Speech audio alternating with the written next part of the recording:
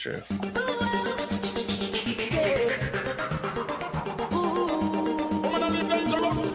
Of course, like, I'm a homer. I'm not going to ignore that. What do they see in this guy? This guy sucks. Prepare yourself for the Raptors Report podcast with your hosts, Julian and Steve.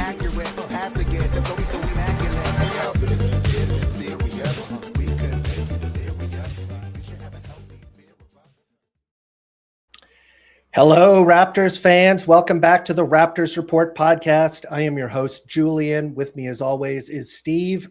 It is Monday, March the 30th. It's a pretty good day for a podcast, wouldn't you say?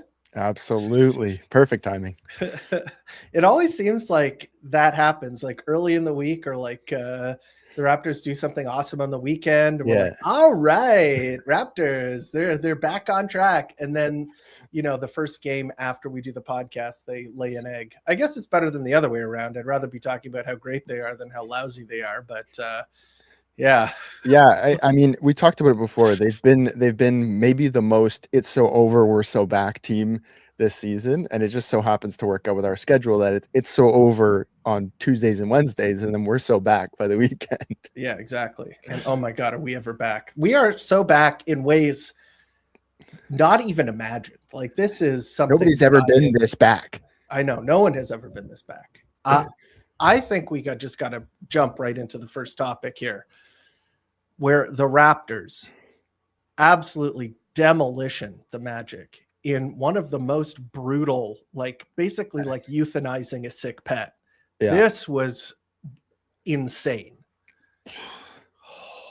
31-0 run, biggest run since what do they say, like 98 or something? 97-98. So the reason that they say 97-98 is that's when they had the first time they started doing the recording play-by-play. So they would do basically the chronological time at which all points were scored, basically. Right. All the things that happened in the game were listed chronologically. That's when they started recording that. Before that, it was just like, I don't know, we just marked it down. He scored here, he scored there. So they didn't know exactly. Yeah. So I'm betting like there's like 5 decades of basketball prior to the 90s or whatever.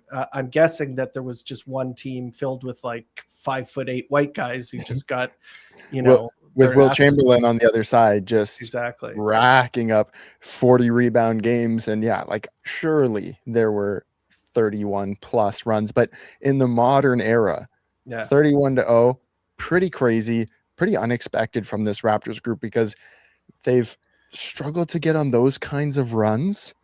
Well, it's the offense, basically. Yeah. Like if the Raptors have the other team in the mud, usually they're like slightly out of the mud. Like they're like, you know, just like barely treading water in the mud while their opponents are like 5 feet under. But this was insane. They set multiple records. So that first one is a record, but they also had other records that they set. I read that Orlando set a record for the biggest deficit, the biggest franchise deficit ever recorded during a game, with 56. They were down 56 at one point, so almost to 60 balling. Obviously, they didn't end at that, but their highest in a game prior to this, at least in the modern era, with the play-by-play data, was 51, and that happened in 2021 against Milwaukee. So a tankier, yeah. That's insane.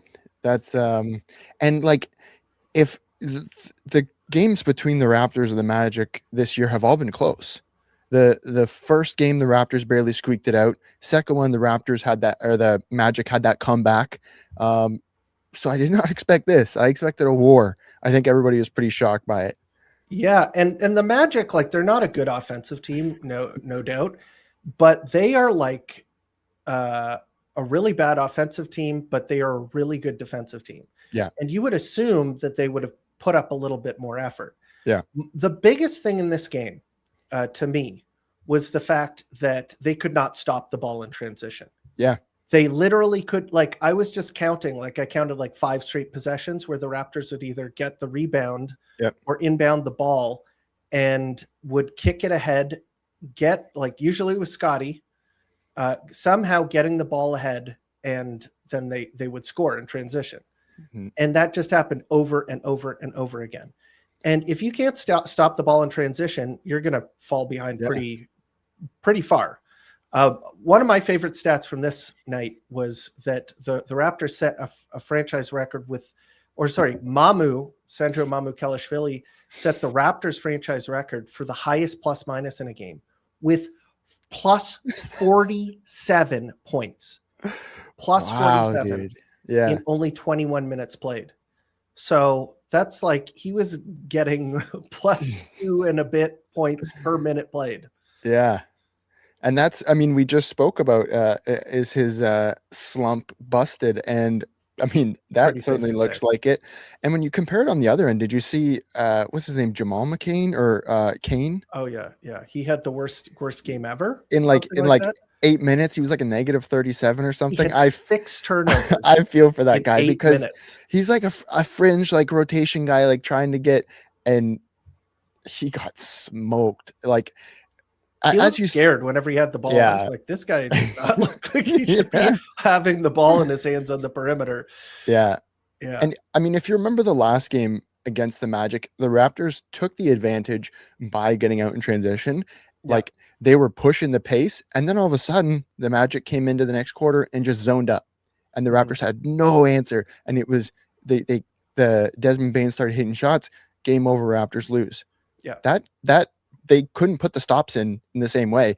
And I have seen people nonstop. I mean, I seen Magic fans expecting the notification to come today that Jamal Mosley was I done. predicted it last night. Yeah. I mean, that's the type of effort. Like they had the 5-game losing streak. They beat the Kings and then they lose to the Raptors in like probably one of the worst franchise losses of all time. In probably the most important game they've had of the season so far. Yeah. Yeah. And it looked like they gave up. Yeah. There's no sugarcoating it. This team were hanging their heads. They were giving up. As I said, they couldn't stop the ball in transition. Yeah. And they can't shoot. Like I would put their offense, like obviously it was very bad. Yeah. But that was not the reason that they lost this game. They lost this game because the Raptors got out in transition and scored every time down the floor. Like you can't, it doesn't matter how good your, what's it called? Your half court defense is. Yeah. If you don't get into the half court. Yeah. So yeah. And we've also got to talk a little bit about another brutal end to a rivalry. The Scotty versus Paolo Banchero. Unless somehow, I don't know, both of them face each other in the play-in or in the playoffs. This is it. Like this was the last game they play against each other until next season. Oh my God. This was as one-sided as it gets. So let's read off the stats here. I'm sure if you guys, I mean, everybody looks at the box score after their team wins the game, but I'll refresh your memory. Scotty Barnes, 23 points, 15 assists, 3 steals, 2 turnovers, 9 of 14 shooting. Paolo Banchero, 9 points, 3 assists, 0 steals, 5 turnovers, 3 of 14 shooting. And that is bad. And like the plus minus, like whatever. He was not even playing poorly prior to this game. It's not like he was in a slump or something. He's been pretty excellent since the All-Star break. Like his scoring was back. He was having a lot of efficient games. And I mean, he didn't have it. He didn't have it. Scotty was like obviously very good. The Raptors game plan for him was very good. Yeah. Scotty was doing a very good job of staying attached to him and steering him into the help defense. And Pirtle was doing a good job of coming over and creating that little box, boxing him in.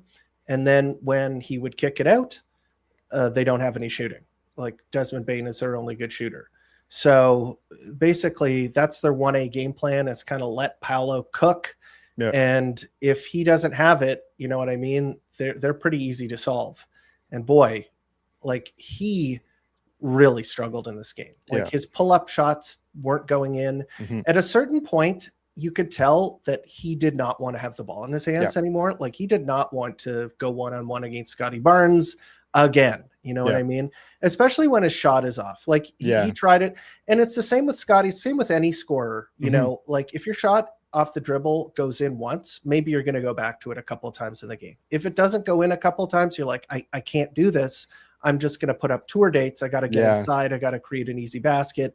And eventually it was just like he could do no right. Like he can't hit from the outside. He goes into the paint. Scotty and Pirtle are there. He can't do anything. And it was just kind of a nightmare game for him. I kind of feel bad for the guy because I quotes after the game too. I mean, I like Paolo a lot. Like I understand like he's PR wise had a tough year because he struggled pretty mightily from the first half. He struggled over his career with the supermax that they gave him. Right. So like there's that narrative around it, but he's a guy who is, and like he hasn't had a lot of time to actually play with Franz because of these injuries that keep offsetting each other. But he's a guy missing his most talented co-star who's a great two-way player. Like obviously these games would be different with an active Franz, but they're dealing with those injuries and stuff. So like I feel for Paolo in that. And like when he's got it going, like how he's displayed in the playoffs, he can be that go-to scorer, but it can look ugly real quick when he doesn't have it going versus like a two-way guy like Scotty. When he doesn't have it going offensively, he can go, okay, I'm going to take less shots and I'm going to do more of the other things that he does well. And it's just, I mean, nobody on the Magic had it going. So like, even if Paolo turned into a facilitator, everybody's just bricking anyway, right? Yeah, exactly. So it just wasn't their game. And their offense is very uncreative. It's like either high pick and roll, like side pick and roll, or, you know, cook, get in there, cook. So like, there's no relief really. Like it's and Desmond Bain is a really good off-ball player, but like he's not like a guy that you can just give the ball to and be like, break these guys down off the dribble. Like he has a bit of that to his game, but that's not where his, you know, skill set lies. So definitely a tough game for the Orlando Magic, but this really just kind of narrowed the field. Like this stopped the Magic, I think, in their tracks. I think they're going to be stuck in the play-in now. This was like a huge momentum swing. Obviously, the games count double when you're playing against teams that are in your area code. The Raptors are at 42-32.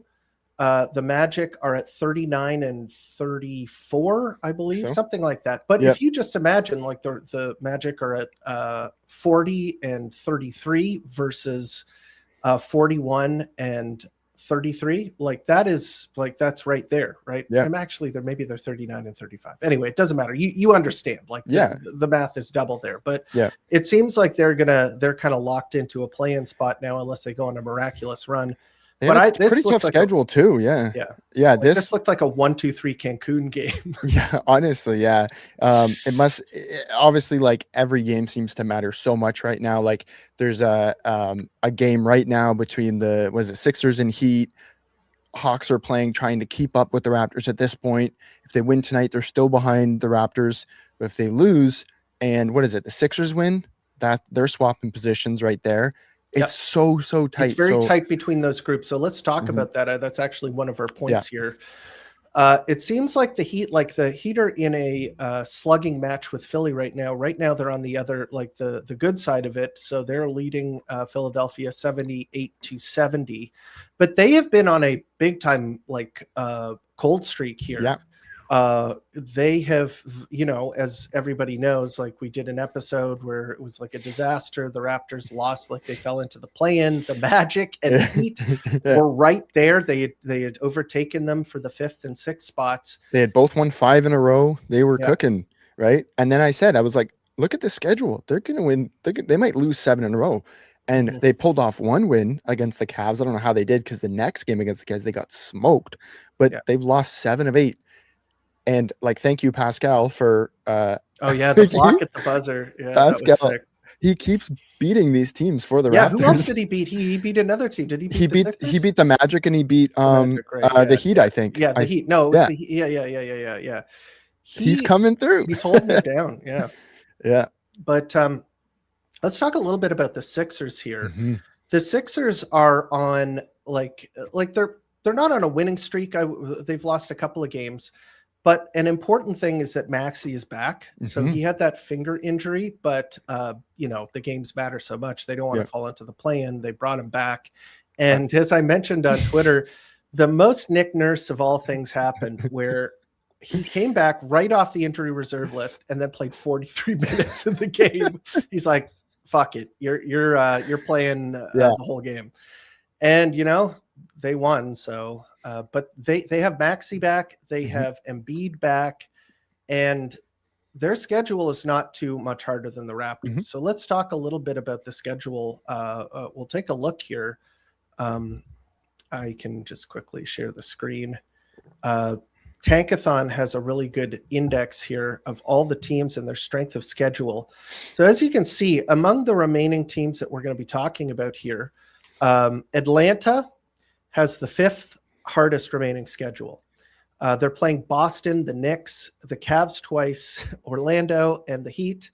And then the only gimme opponent they have left are the Brooklyn Nets. Yep. The 76ers have a pretty mediocre schedule remaining. They play the Bucks once, they play the Pacers once. I mean, Pascal, can you do it for us again? I just need one more day. And the Washington Wizards. And then they have 5 difficult opponents: the Spurs, Pistons, Timberwolves, Rockets, and Heat. Then the Raptors are all the way down here at number 20. They have a pretty easy remaining schedule. They have the Pistons without Cade, although we'll get to that because they are actually looking pretty good without Cade. Yeah. The Celtics, the New York Knicks, and then the Miami Heat twice. So those games will be pretty important. And then the gimme opponents are the Nets, the Kings, and the Grizzlies. The Miami has, they have a pretty easy schedule, but they're a little bit further behind than Toronto. So here's my prediction. You tell me if I'm cooking here. I think the Sixers are the real threat. I said this a couple of weeks ago, and then I was like, such an idiot. This guy's fallen off. And because Maxey got hurt, and it was like, oh, it's over. Yeah, right. Yeah. But there he is. Yeah. Go on. I think it's going to be the Sixers, I think, are the real kind of threat for the Raptors. I think that they are they're the team that they should be watching out for. But technically, it's like running away from a bear. You don't have to be faster than the bear. You just have to be faster than your friend, right?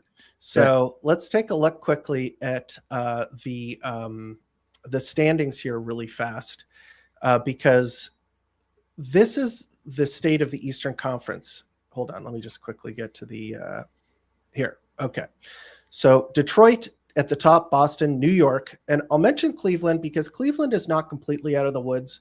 I think they're going to probably stay at 4th, but it's still within the realm of possibility if they completely slip up and either the Raptors, the Hawks, or Philadelphia go on a big run. But as you can see, these teams are pretty close. And if you just count losses, the Raptors have 1 fewer loss than both Philly and Atlanta, but they have 3 fewer losses than Orlando and 4 fewer losses than Miami. So I'm really thinking that those teams are kind of on the outside looking in, whereas Philadelphia is just right there. They could easily, but maybe we should mention this as well, is that all they have to do is be better than either Atlanta or Philadelphia, and then they will make it into the playoffs. Yeah. And when you look at the 3 gimme games that the Raptors have, you look at it and go, okay, they should comfortably get to 45. Yeah. Do those other teams comfortably get to 45 with their schedules? I look at Atlanta's and I go, no, I don't think that they can easily comfortably get to that. They've got a tough schedule. The interesting thing is that Miami, if they went on a run and then won both of those games against the Raptors, those back-to-back games, then that's trouble. Yeah. Then you have to worry about it. But that's a later problem. It's they have to make up ground to get ahead. I think you're correct that the Sixers are the team that's breathing down the neck. They have the most talent out of any of those groups. Maxey is he should be an all-NBA player this year. He's been one of the best guards in the East.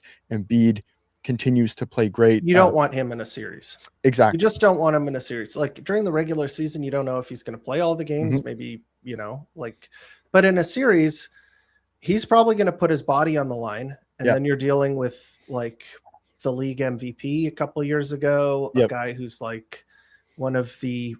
Also, you'd have to watch him play, and that feels really bad on the inside watching him fall down. I mean, we saw it in the playoffs a couple of years ago.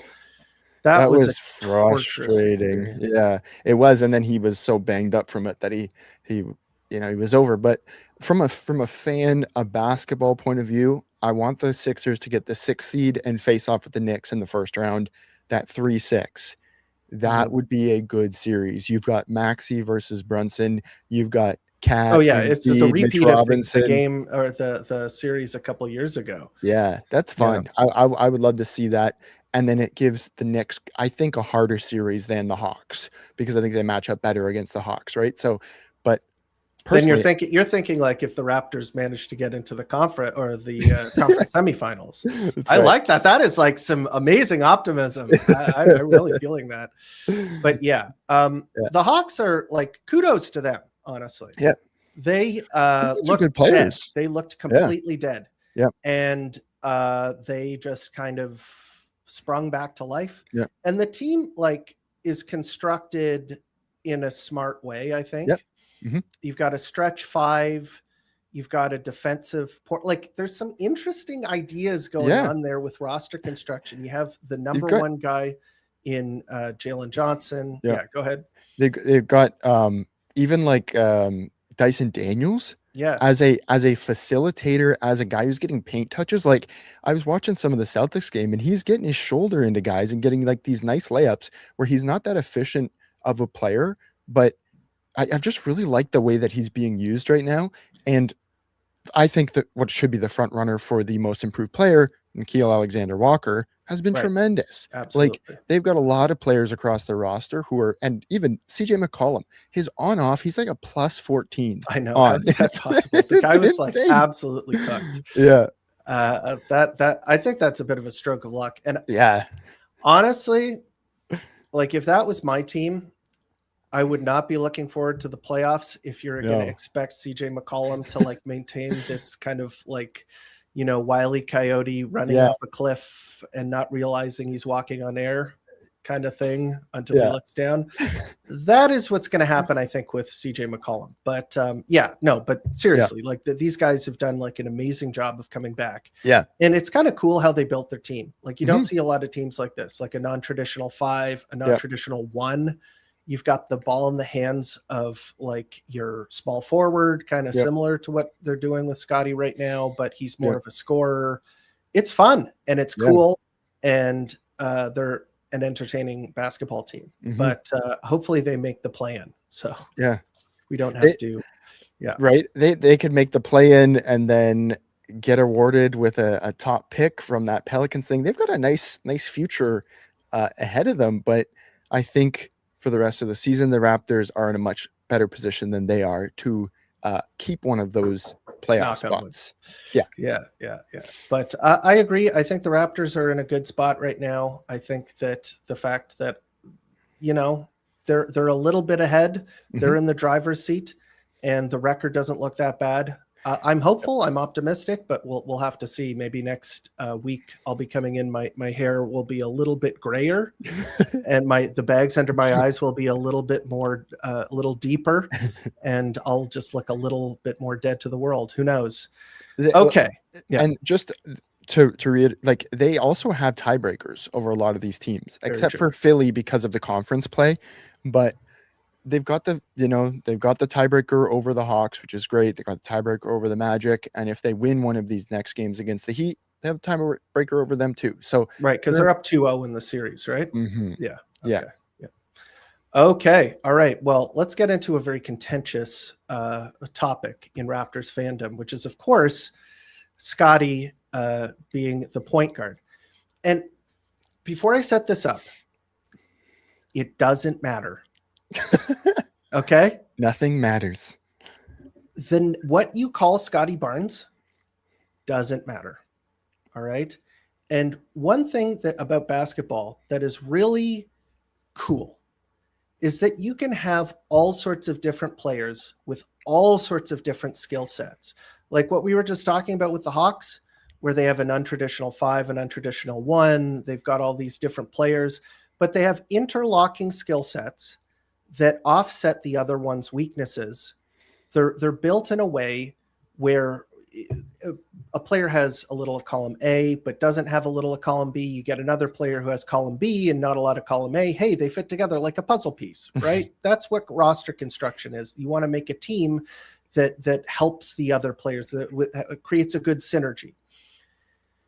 My idea with Scotty, and when I talk about a point guard, I am talking about a player who stands at the top of the arc, handles the ball, and runs the pick and roll the majority of the time down the floor. That is their responsibility. And when they're not on the ball, they're off the ball, stretching the defense out.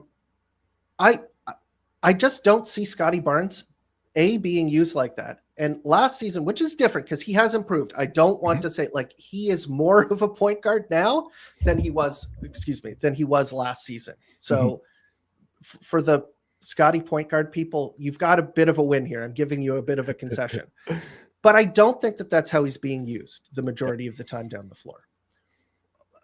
I just see him like as a really versatile player who does what the team needs in order to win. And a lot of the time you put the ball in his hands, he's going to do the right thing with the ball. Yeah.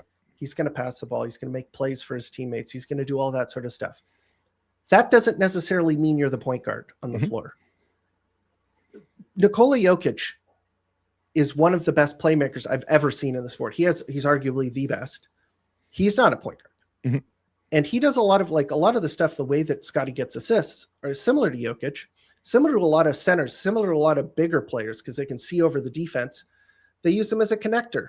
The player you have the ball over your head, you're standing at the top of the arc, and you're making feeds to players who are cutting around, sort of like a quarterback does. But that's not really like what point guards generally do. In any case, what is your take on this? And you don't have to agree with me, by the way. I might be on an island here.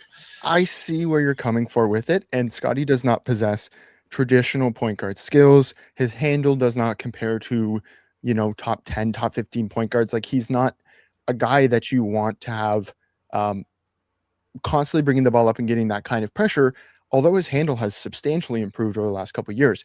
But why I have always advocated for tell Scotty he's the point guard, the buy-in and the lock-in is next level every single time he's point guard. There has not been a ghost game where he stands in the corner, where he's not engaged in offense, when he is the starting point guard. Okay. It's like you are convinced, like he's just convinced, oh, okay, I have to be the offense because you're trusting me with the ball. So the engagement is always there.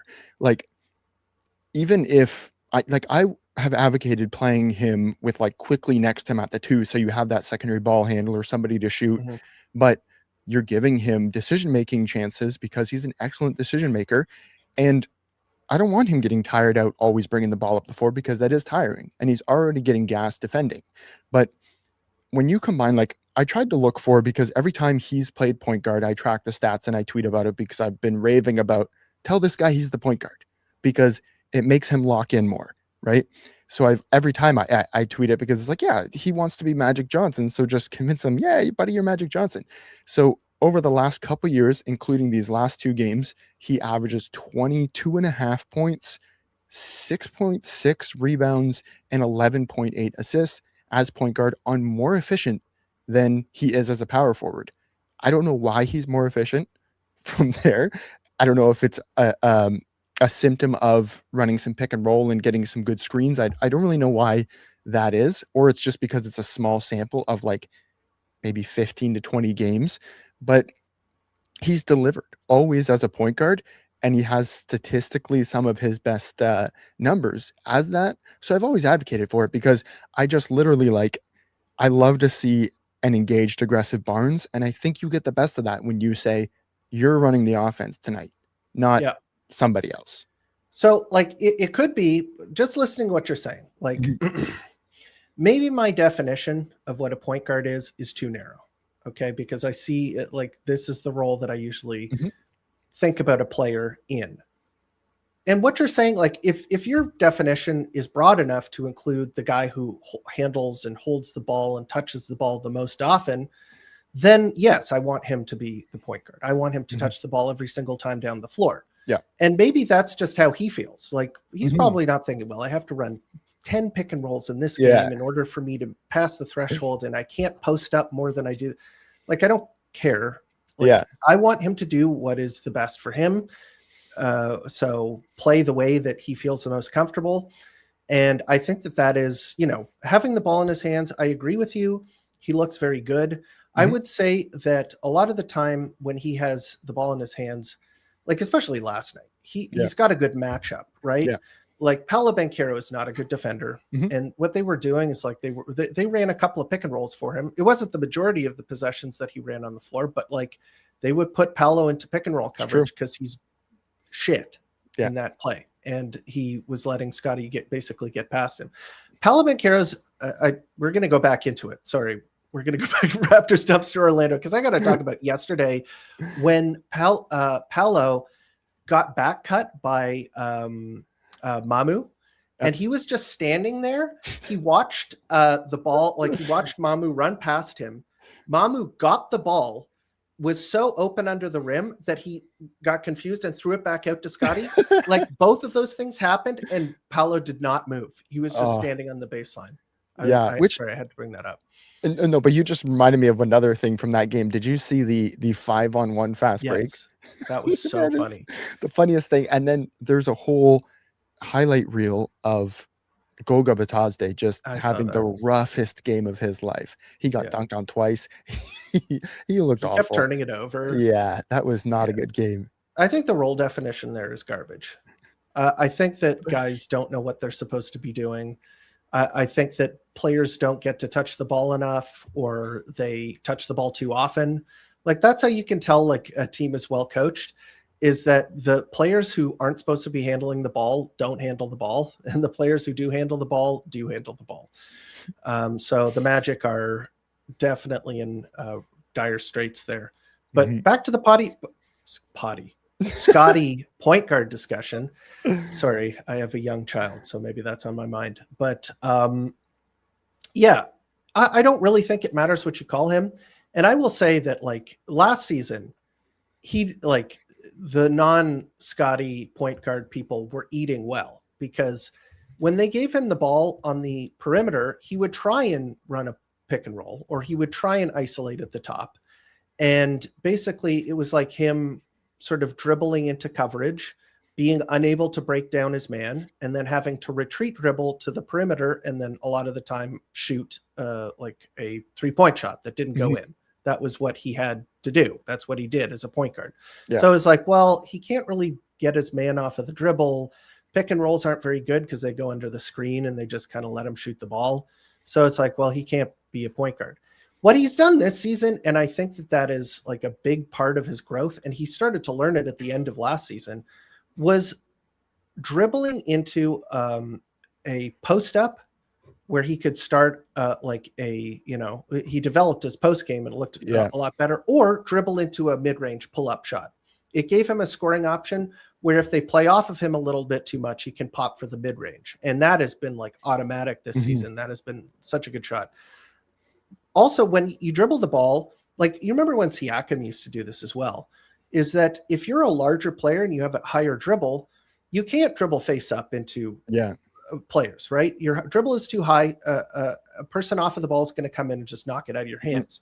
What Siakam used to do is that he would face up, face the basket. He would dribble into a post up. That's where he got, the spinning Pascal Siakam, because he put his back to you, shield the ball. Like if there were extra defenders that would come over, he would make a wraparound pass, or he would be able to hit somebody on the perimeter for a jump shot or something like that, right?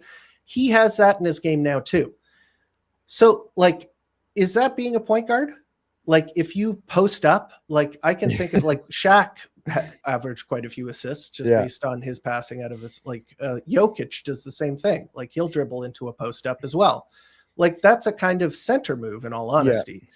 So like, and on defense, like, are we talking the other end of the court? I talked to you about this prior to the podcast. he is not the point guard on defense. No, because you don't want him to. Like, is he one of your better point of attack defenders? Sure. But he's also your best backline help defender, and you don't want to drag him away from there. Like, because like I had this argument before with somebody with Evan Mobley where they were like, oh, that's fine, we'll put Mobley on their guard. And I was like, you're neutralizing Mobley then. You want him back to the basket for rim protection. Same thing with Scotty. You want him back there.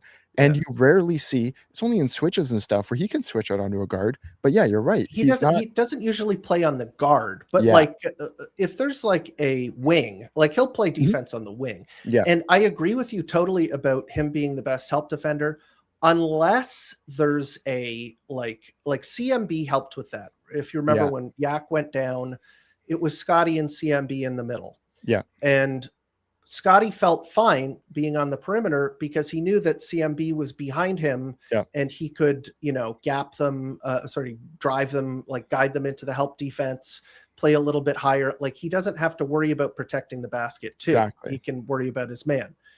Same with Pirtle. Now that Pirtle's back, they're doing the same thing. So I agree, like when it's him being the big, and sometimes that's how it is when he's playing in certain lineups, like he is definitely the center in certain lineups.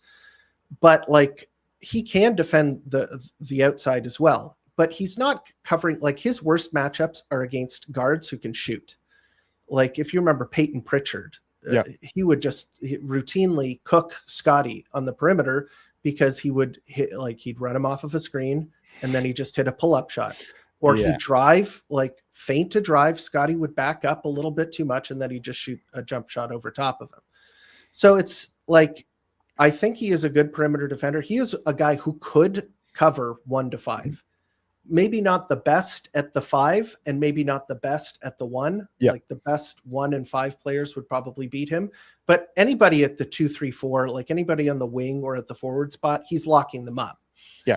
So, I mean, we can talk till we're blue in the face. I just want to put this out there. I've always been a huge Scotty supporter. Like I've never kind of wavered in my belief in the guy. So it's not like this is a diss.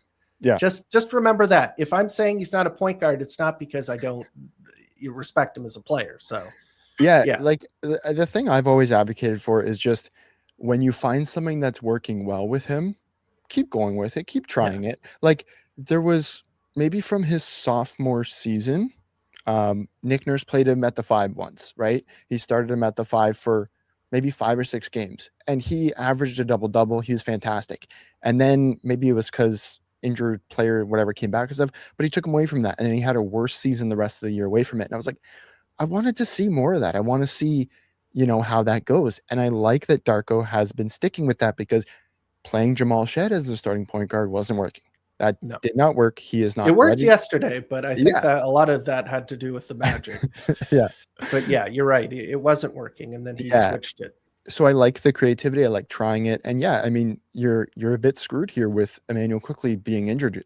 We got to see how long this plantar fasciitis takes. Sometimes it takes, 3-4 weeks, depending on the severity. Hopefully, it's not bad. From what I've heard, what they said is that like if he really needed to, he could play.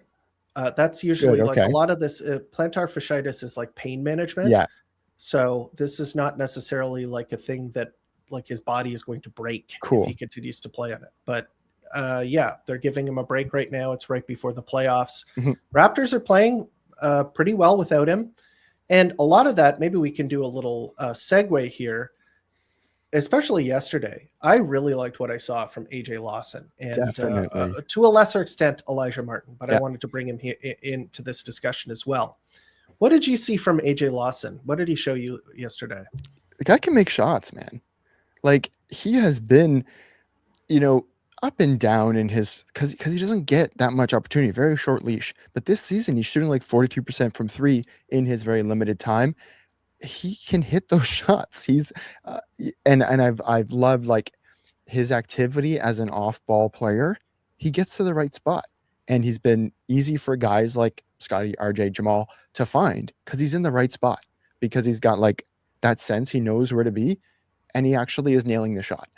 Spoke about it last week how Scotty and the team, the Raptors, generate some of the most high-value scoring opportunities. They generate open threes all the time. They just don't make them. So a guy like him who's making them, more. I want more of it. I think you're totally correct. Everything you said was right. The reason they weren't playing him, I honestly think that like the Raptors are trying to develop as they compete. Like this is like 1 foot out of the tank, 1 foot into the tank. This was the make it or break it season for Grady Dick and to a lesser extent, Jacoby Walter. Like I don't think he'd be playing a whole ton if he stunk, right? Yeah. They're trying to win. They're trying to do something this season. And so basically he did not get to play because those were Grady's minutes to prove it. And now that he's distinctively not proven it, now it's time to start giving the minutes to a guy who honestly just looks like he belongs. Yeah. Like what I like about him is that he's very nimble. He's very quick on his feet. Yeah. He can move around the floor. He's got a great activity level on both ends. Yeah. And he can make his shots. Like that is so big. The corner threes, like he's banging those. Yeah. And that's really what the team needs. Like that is number one. The biggest need on the Toronto Raptors is a guy who can make shots. And I've always liked him. I've always thought he was like a pretty, like in that tank season, he was like a quality player. And when they put him on the floor, he kind of did, he did his thing. And I'm not saying it's like, this is a slam dunk or, he's going to continue doing this, but I'm like, we should see more. Yeah. We need to see more, right? This isn't like the stamp of approval. This is the, let's see what we've got here. Exactly. And same with Elijah Martin, although I'll give him a little bit more rope. Obviously, the Raptors drafted him in the second round. This is his rookie season. He's an older rookie. Yep. Like, I think he's like 24, 25. 24, yeah. Yeah. And like, he has a good pedigree. He was on those winning teams in Florida. He's like a junkyard dog kind of guy. He plays with an attitude, like a big chip on his shoulder. Very high compete level, nose for the ball. Yeah.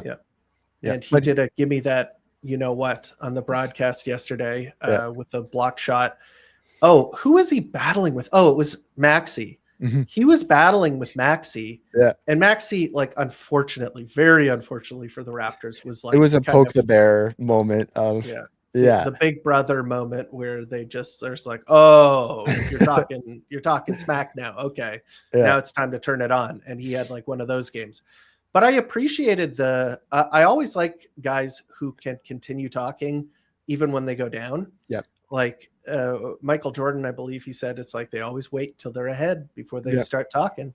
Yeah. Right. So, but one guy I always liked that would talk, even if he was like down by like triple, like by 30 or something that's Russell Westbrook. Yeah. And he's crazy, obviously. Like a lot of the time. Bear himself. Yeah. I can't believe that's real. But he would talk when he's up. So he would always like be rocking the baby and doing the too small motions. Yeah. But when he was down, he would be like yelling at guys at the free throw line too. Yeah. So the hate ran deep with him. And I kind of respected that a little bit. Elijah Martin seems to be the same kind of guy. And obviously with like a volatile personality, you're hoping that there's not going to be any friction in the dressing room, that you don't have like another, Draymond Green type situation. Obviously, I would like a Draymond Green type player. Yeah. Like if they got somebody in the second round who's going to give you like that tough nose mentality on the court, I'm all for it, as long as he doesn't get the matching personality. If he punched Elijah would punch him back. Draymond punched a Boy Scout. He punched nice Jordan Poole, right? But I know, I agree, man. He's a dog, and he's the kind of player that you need to continue to establish yourself whenever the team is looking soft, which they look soft against the Pelicans, and their toughness comes and goes. And what we've noticed is they win these games when they can win the toughness battle. 100%. Yeah. Like, look at yesterday's game. They made the Magic quit. Yes. Right? Their goal is to like mind fuck you, basically. Yeah. Their goal is to make it so that you're afraid to pass the ball. You don't want to drive. You're going to settle for a ton of threes. And then they're going to like wedgie you by just stealing the ball and dunking it over and over again. Right? The way that you beat the Toronto Raptors is you don't let them run. You take care of the ball. and then you shoot a higher percentage than them. Yep. And if you can do those things, you're going to beat the Toronto Raptors. Raptors can't shoot, and they need a fast break to survive. Yep. But when they it's kind of like a stampede.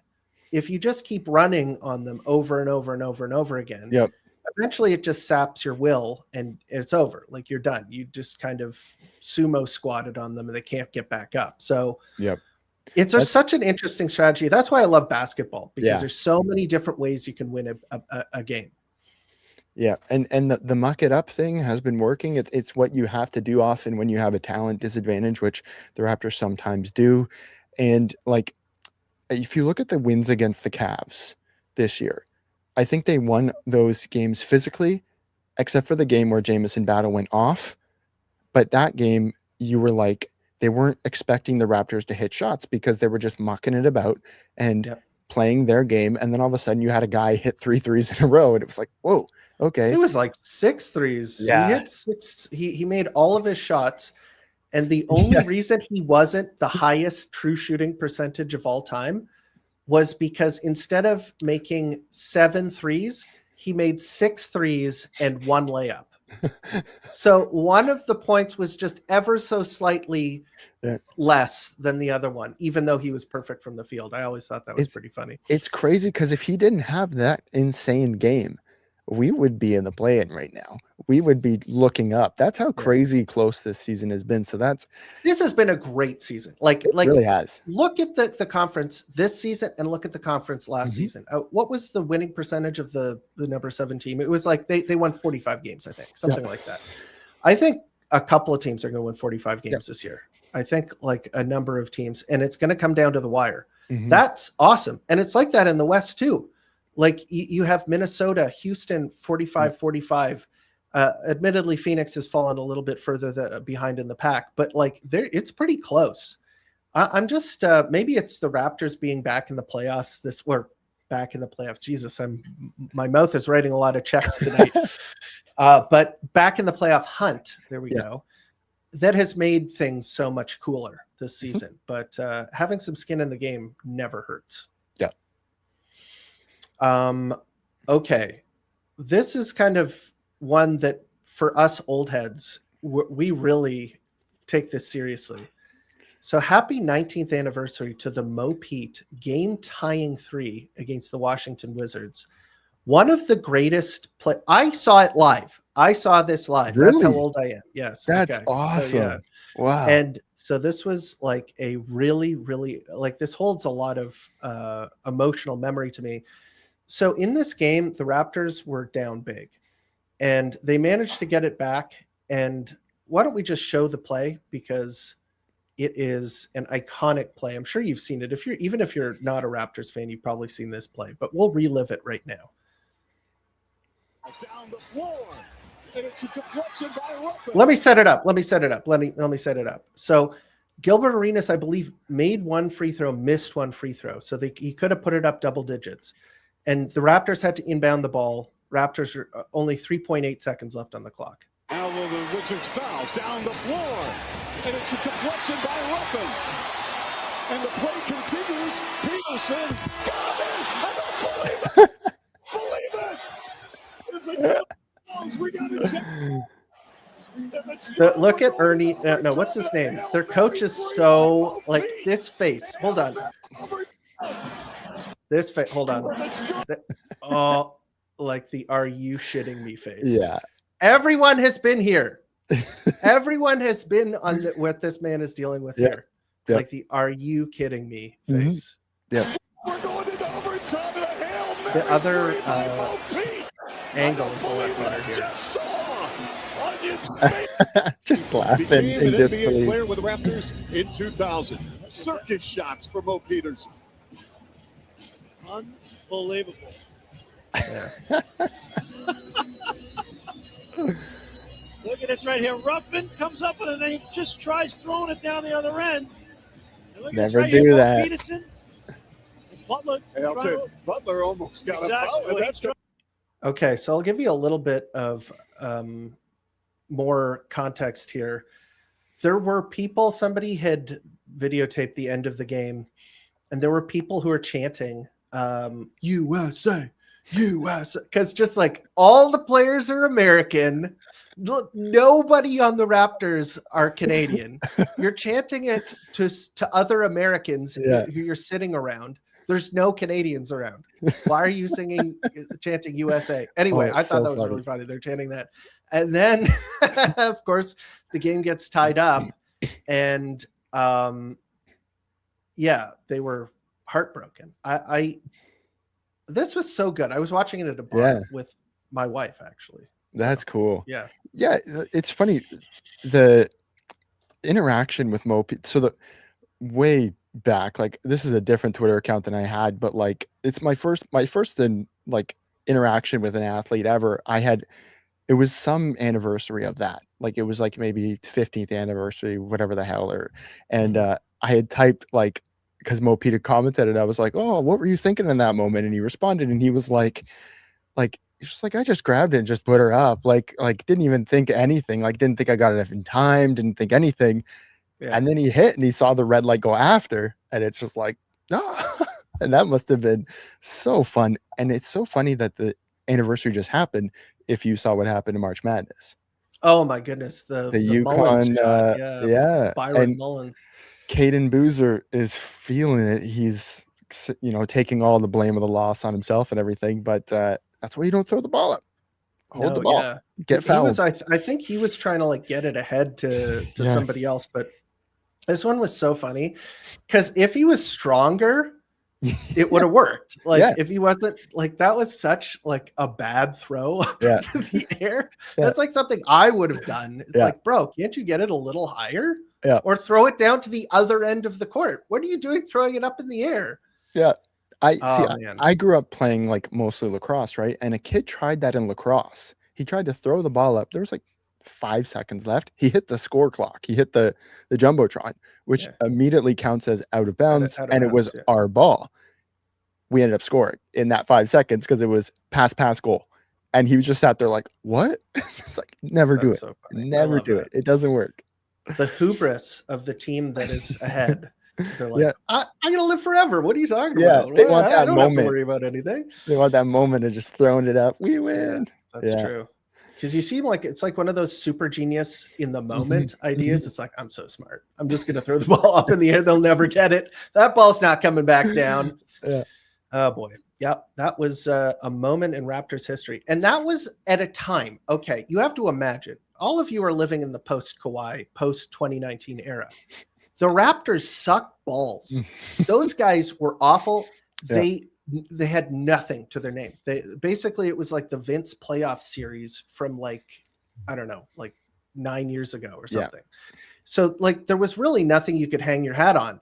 This was like a Raptors moment that was also not tinged with shame. So the Raptors were known for that. And for Kobe scoring 81 points. That's it. Like that's all people remember the Raptors for. So that was like an iconic early Raptors moment. Yeah. Yeah. So pretty cool. I know my brother was very locked into that team. He was all about the TJ Ford, Jose Calderon backcourt. Oh, the debates. The debates, man. Yeah. If you weren't online looking at those Jose versus TJ online real GM threads that would go to 100 pages and like that forum was so poorly built and maintained that if a forum thread got to 100 pages, the site would like start to fail. So they were like, just lock that thread and let start it go. It's like, how does that even happen? Just adding a 0 to the end of the thread length would make the site crash or something. Anyway, you had to be there. Oh, that's great. Okay. We can look ahead at the the upcoming schedule, of course. The returning and you know what? This is actually going to contain some pretty interesting discussion because we got to talk about the Detroit Pistons. And we kind of saved it for this section because the Toronto Raptors are going to be playing them next game.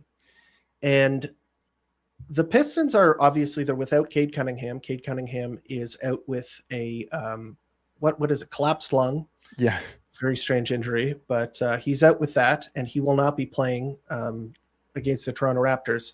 And so you say, whew, okay, it's going to be easy. The Raptors are going to walk all over these guys. But no, they have actually been pretty good in the absence of Cade Cunningham. They have beaten as you can see, they beat Minnesota by over 20. They beat, the Pelicans, who cares? They lost to Atlanta. They should have won that. That was the one where Duren missed the layup that would have won the game. He could have taken an extra second and finished that. Yeah. They were right in that game with a team that had won 15 of the last 16 or something, right? Like, I know. Yeah. I think they're like 9-2 without Cade this year. Yeah, that is pretty impressive. They beat the Lakers. That is pretty impressive as well. The Lakers, if you haven't been paying attention, are actually one of the best teams in the West now. They've been on a massive run since Luka decided to stop sucking.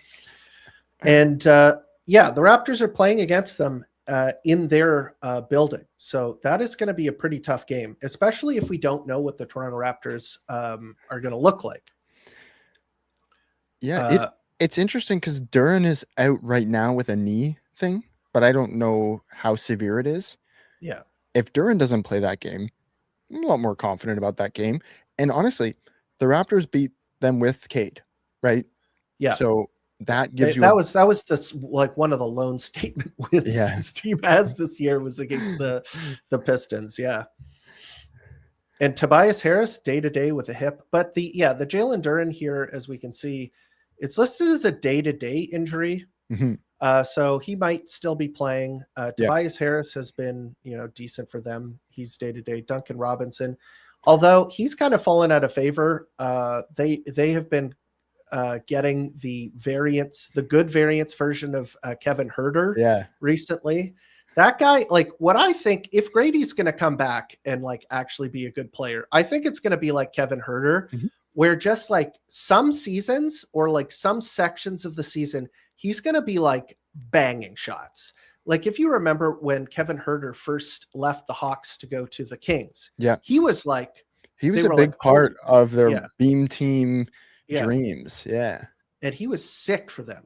Yeah. But then like the next couple of seasons, the guy just couldn't shoot. Like he sucked and couldn't shoot. And now, and then with the Bulls, like he actually went on a little run. He was hitting shots and then he sucks. So he's just like Mr. Up and Down, and they're getting like the good version of that. So, they're probably not minding that Duncan Robinson is day to day. Yep.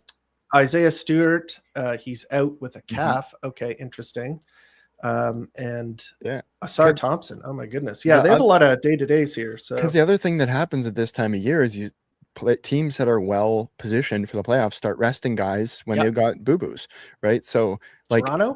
this is why, exactly, right? This is why when you look at the remaining schedule for the Raptors, like maybe the second last game against the Knicks, that's actually not a guaranteed loss like we thought it would. Because why would the Knicks be playing everybody? That's right. Right. So just to highlight this from chat real quick, how many wins the Raptors need to secure a playoff spot? 5, 4? Yeah. Like 5? I think to be sure, 47 is you're locked in. Yeah. Right. But I think you can lock up 6 with 45 wins because these other teams are all playing each other and it's like all a mishmash and they've got tough schedules. Well, 6 would put them at 48. Mm-hmm. So that would be like you're getting it to the playoffs with 48 wins. Yeah. But yeah, I think somewhere in the realm of like 5, like if you go if you get 47 wins, 46 wins, I think you're going to make the playoffs. Yeah. So that's what I would say.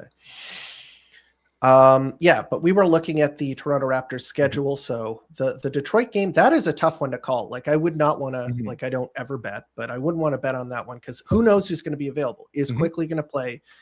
Who was good against them the last time they played? Is Pirtle playing? Because this is a back-to-back game. I think Quickly was ruled out already. Okay, Quickly is out.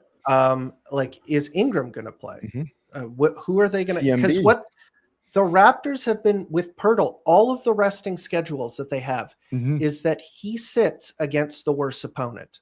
Sorry, no, he sits against the better opponent. Mhm. He always sits against the better opponent. They play him against, they want to pick up the easy wins. Yeah. So they might sit him against Detroit. That's true. I don't know. Ingram, I think he's day to day. I don't think that he is a lock to play that game. He might though.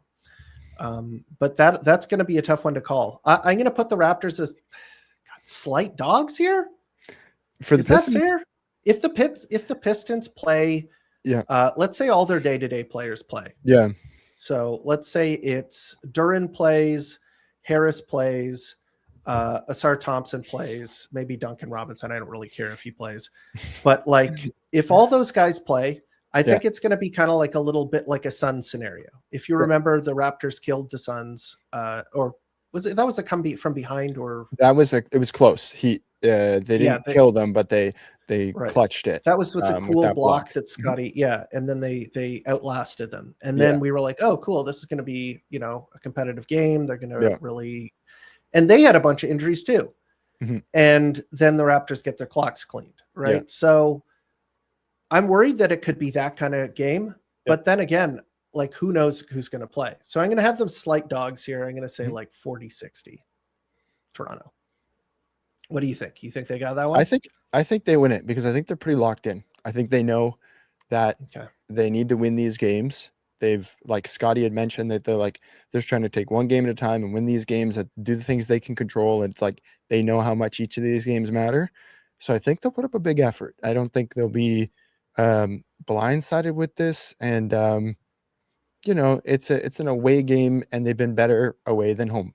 So yeah, I could see a win. Although they have been good at home recently. Yep. Next game, I have good news and I have bad news. Okay. The good news is that they're playing the Sacramento Kings and it's at home.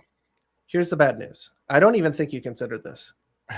It is on April 1st. Oh no. Okay.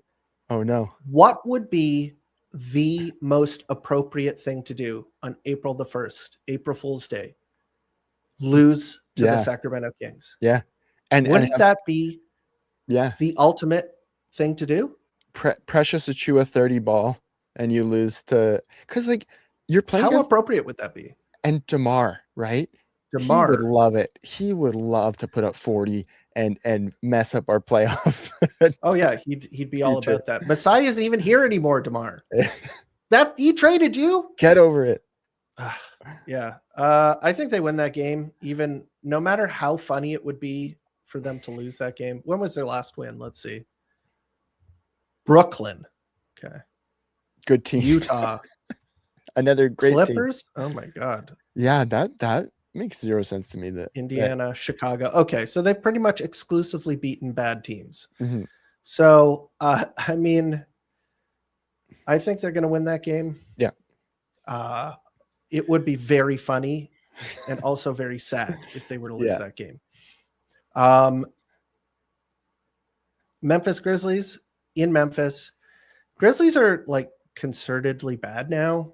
They're playing the most random guys, man. Yeah. They've got so many injuries. And they want to lose. I think that's a win because I think even this has been them for the last several years. I've ever seen. Yeah. They are so cursed, man. This is always. I mean, it's so crazy. Even Ty Jerome is out. Like,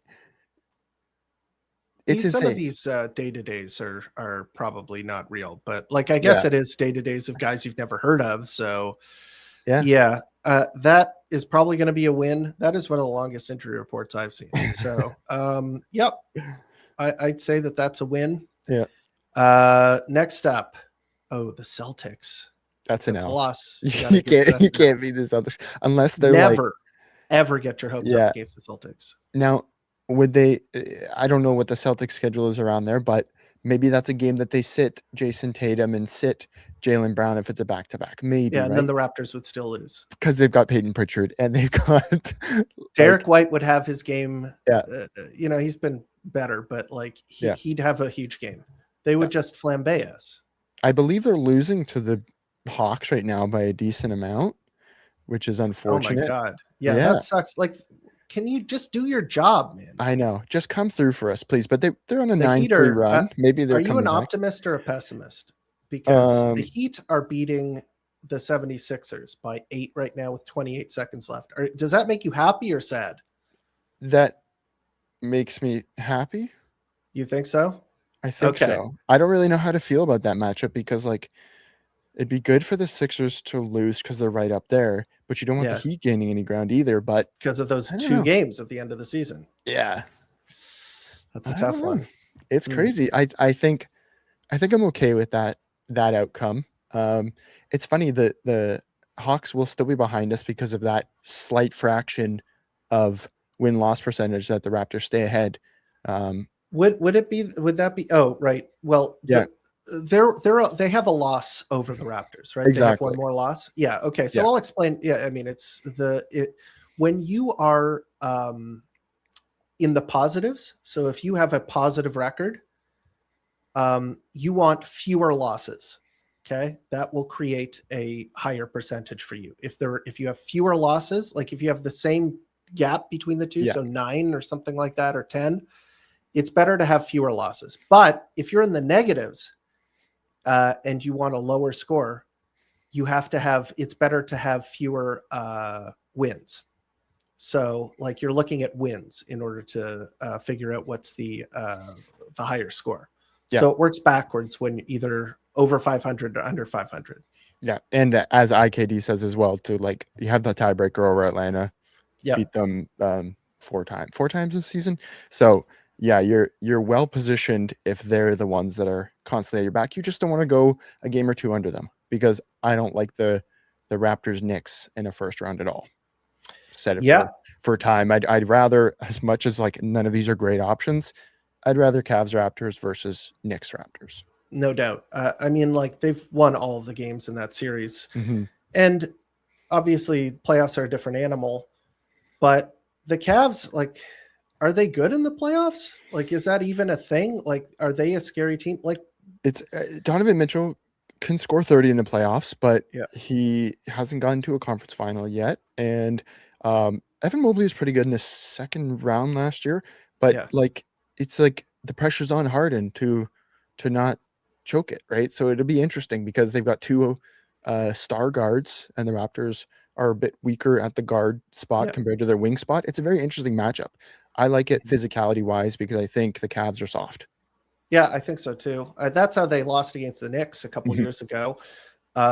They just got bodied by, it was Hartenstein and Mitchell Robinson.